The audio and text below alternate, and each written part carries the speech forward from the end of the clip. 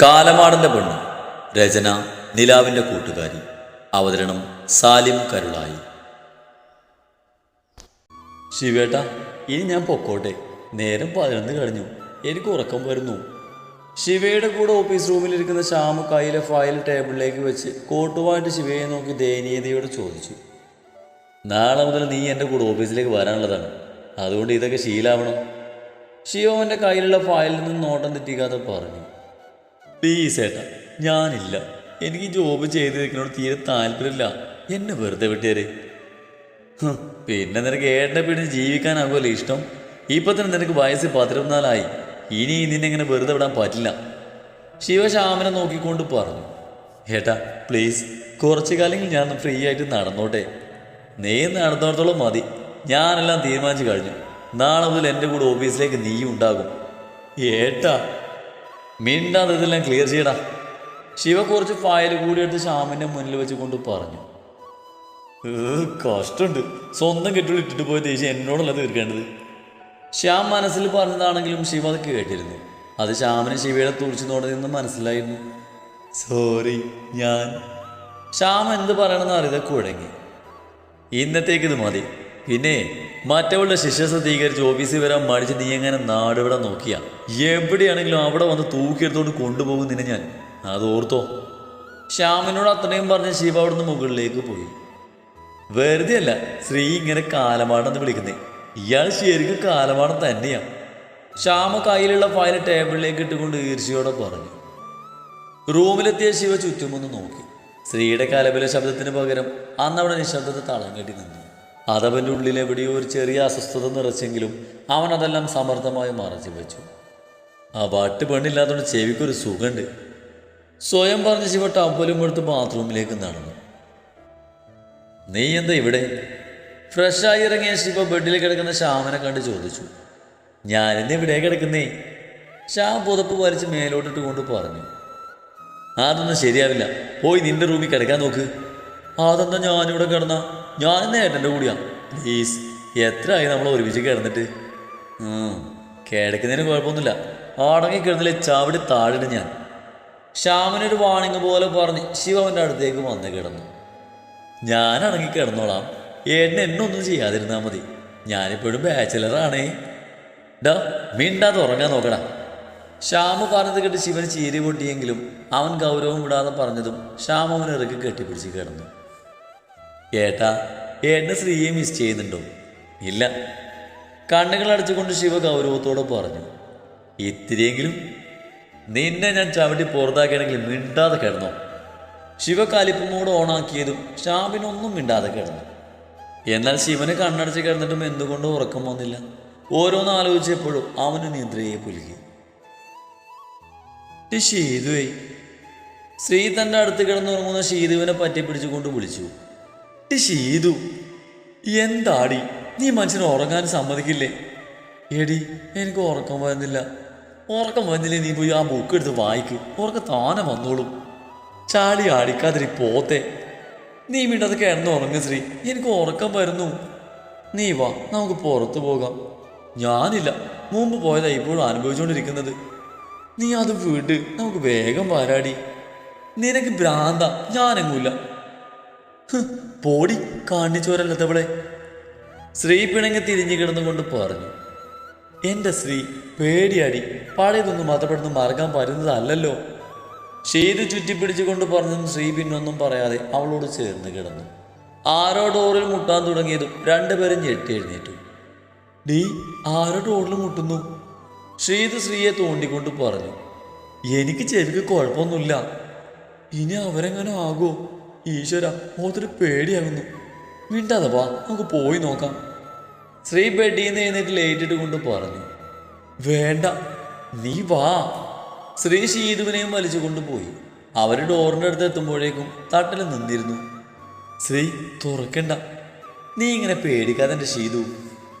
ശ്രീ പതിയെ വാതിൽ തുറന്ന് പുറത്തേക്ക് തലയിട്ട് നോക്കിയെങ്കിലും അവൾക്ക് ആരെയും കാണാൻ കഴിഞ്ഞില്ല. ആരുമില്ലടി, ആരോ നമ്മളെ കളിപ്പിക്കാൻ വേണ്ടി ചെയ്താന്ന് തോന്നുന്നു. അതും പറഞ്ഞ് ശ്രീ ഡോറടക്കാൻ നിന്നപ്പോഴാണ് അവൾ ഡോറിൻ്റെ മുന്നിൽ നിലത്ത് കിടക്കുന്ന കാർഡ് കണ്ടത്.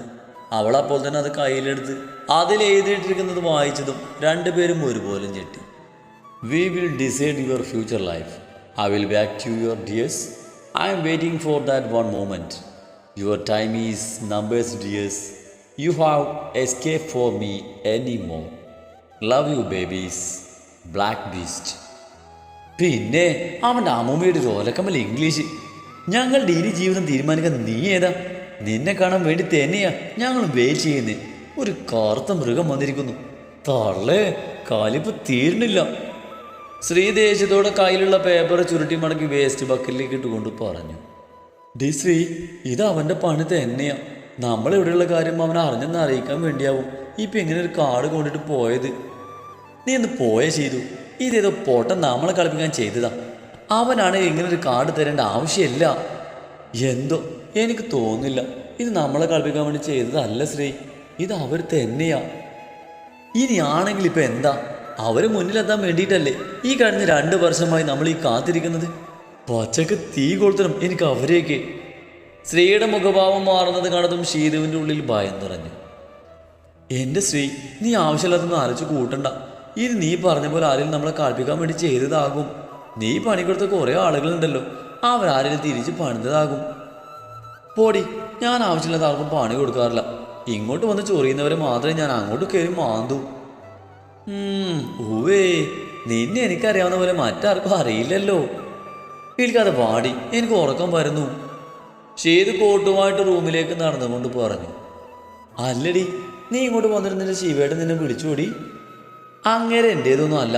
ചെറിയൊരു താലിബന്ധം മാത്രം ഞങ്ങൾ തമ്മിലുള്ളൂ. അത് വൈകാതെ അവസാനിക്കുകയും ചെയ്യും. മനസ്സിലായോ? ശ്രീ ഷീതുവിൻ്റെ അരികിൽ വന്ന് കിടന്നുകൊണ്ട് പറഞ്ഞു. അപ്പോൾ നിങ്ങൾ ശരിക്കും പിരിയാൻ തീരുമാനിച്ചോ? ശ്രീ അലസമായി മൂളി. ഡിവോഴ്സിന് നിനക്ക് സമ്മതമാണോടി? എനിക്ക് സമ്മതം. ഞാനെന്തിനു സമ്മതിക്കാതിരിക്കണം? ഞങ്ങൾക്ക് പരസ്പരം അംഗീകരിക്കാൻ പറ്റില്ല.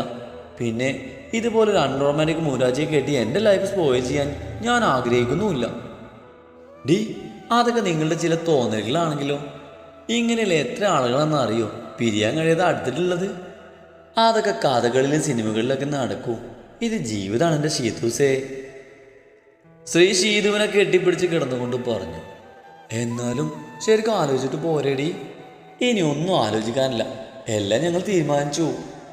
അത് പറഞ്ഞ് ശ്രീ കണ്ണുകളടച്ച് കിടന്നു. ഡി ഷീതു, ആ കുന്തൊന്ന് ഓഫ് ചെയ്യടി. ശ്രീ ഉറക്കത്തിൽ അലാറം അടിക്കുന്ന സൗണ്ട് കേട്ടതും മീർച്ചയോടെ പറഞ്ഞു. അയ്യടി, മര്യാദയ്ക്ക് എണീക്കാൻ നോക്കും. ഇപ്പതന്നെ മണി 8 ഷീതു ബാത്റൂമിൽ നിന്ന് ഫ്രഷായി ഇറങ്ങി വന്ന് അലാറം ഓഫ് ചെയ്തുകൊണ്ട് പറഞ്ഞു. ഡി ശ്രീ, എണീക്കടി പോത്തെ. ഷീതു വീണ്ടും മൂടിപ്പൊതിച്ച് കിടക്കുന്ന ശ്രീയുടെ മേലുള്ള പുതപ്പ് വലിച്ച് മാറ്റിക്കൊണ്ട് പറഞ്ഞു. ശ്രീ ഒന്ന് ചിണുങ്ങിക്കൊണ്ട് തിരിഞ്ഞു കിടന്നു. ദേ, ഇനി എണീറ്റില്ലെങ്കിൽ ഞാൻ നിന്റെ തല വഴി ജഗിലെ വെള്ളം ഒഴുക്കുവേ. ഷീതു പറഞ്ഞതും ശ്രീ ബെഡിൽ നിന്ന് എഴുന്നേറ്റിരുന്നു. നീ എന്താടി ആ കാലമാണ് പാടിക്കാണോ? നിനക്കറിയോ, എൻ്റെ കല്യാണം കഴിഞ്ഞിട്ട് ഇന്നാ ഞാൻ ഇത്ര നേരം വരെ ഒന്ന് ഉറങ്ങുന്നത്. രാവിലെ തന്നെ തള്ളൽ എൻ്റെ ശ്രീ. നിന്റെ സ്വഭാവം എനിക്കറിയാലോ. സത്യമാണ്, ആ കാലം കൃത്യം 6 മണിയാകുമ്പോഴേക്കും എന്നെ കുത്തിപ്പൊക്കി എണീപ്പിക്കും. എണീറ്റില്ലേ വെള്ളം ഒഴുക്കുന്ന ഭീഷണിയും. എങ്ങനെ നടന്ന ഞാനായിരുന്നു ആ എൻ്റെ അവസ്ഥയെ. Don't worry dear, every dog ആസൈഡേന്നല്ലേ. പൊടി പട്ടി, നീ എന്നെ പട്ടിയാക്കിയതല്ലേ. അത് പിന്നെ ഞാനൊരു ഗോളടിക്കാൻ നോക്കിയതാ. വല്ലാതെ ഗോളടിക്കാതെ എൻ്റെ മോള് കഴിക്കാനുള്ളത് ഉണ്ടാക്കാൻ നോക്ക്.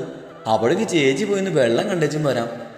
ഷീതുവിൻ്റെ കവളിൽ പിച്ച് ശ്രീ കയ്യിൽ കിട്ടിയ ഡ്രസ്സും എടുത്ത് ബാത്റൂമിലേക്ക് ഓടി. ഹലോ മക്കളെ, നിങ്ങളെപ്പോൾ വന്നു? കോളേജിലേക്ക് പോകാൻ റെഡിയായി ലിഫ്റ്റിൻ്റെ അടുത്തേക്ക് നടക്കുന്ന ശ്രീയും ഷീതുവും പിന്നിൽ നിന്ന് ആ വിളി കേട്ടതും തിരിഞ്ഞു നോക്കി. ആരിത്? കേണലെങ്കിലോ? ഓലാത്തിന് ഇറങ്ങിയതാണല്ലേ? ഷീതു അയാളെ കണ്ടത് ചിരിയോടെ ചോദിച്ചു. ഏയ്, ഇതാരെയോ കത്തിയടിച്ച് കഴുത്തെടുത്ത് കൊല്ലാൻ ഇറങ്ങിയതാ അല്ലെങ്കിലേ? പോടി, കത്തിയടിച്ച് കഴുത്തിറക്കുന്ന സ്വഭാവം നിനക്കല്ലേ? ഈ ഫ്ലാറ്റിലുള്ള ഒരാളെ പോലും നീ വെറുതെ വിടാറില്ലല്ലോ. കേണൽ ചിരിയോടെ പറയുന്നത് കേട്ട് ഷീതുവും കൂടി ചിരിച്ചതും ശ്രീയുടെ മുഖം കൊട്ട കണക്ക് വീർത്തു. ദേ നോക്കങ്ങളെ ഇവളുടെ മുഖം. ഇപ്പൊ ഇവളെ കാണാൻ നല്ല ചേലുണ്ടല്ലേ. മാതിയടി പെണ്ണ ഇവളെ കളിയാക്കിയത്. ഞാനൊരു തമാശ പറഞ്ഞതാണ്.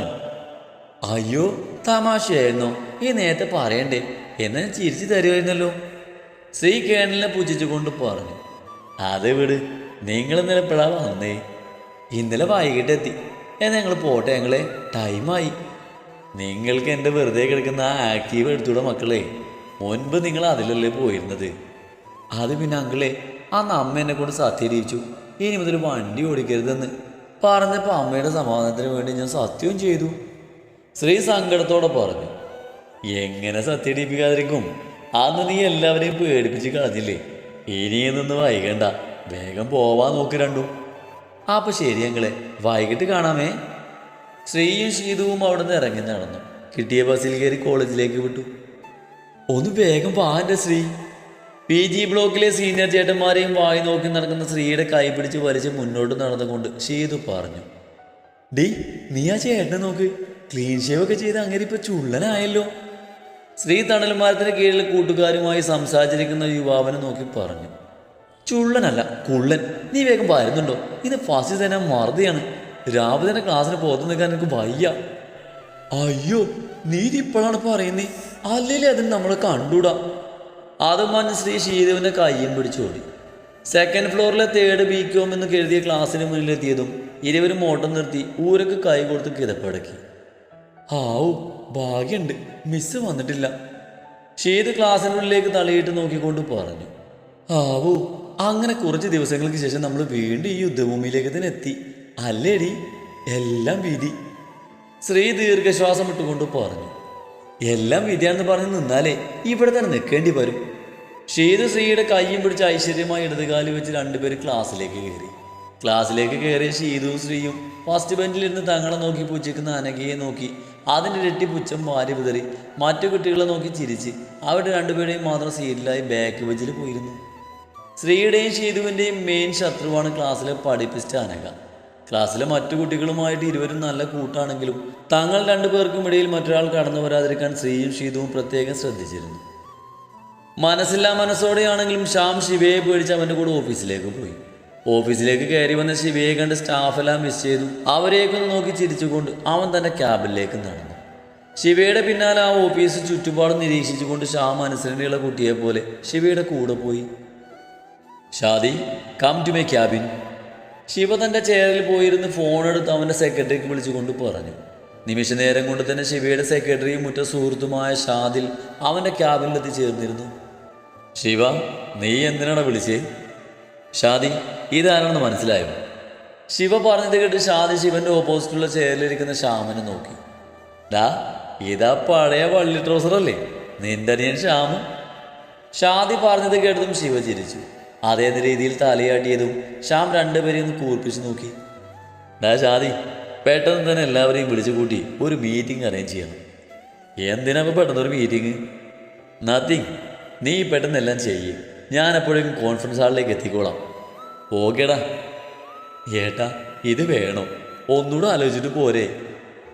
ശ്യാം ഷാദി പോകുന്നെന്ന് നോക്കി ശിവയോട് ചോദിച്ചു.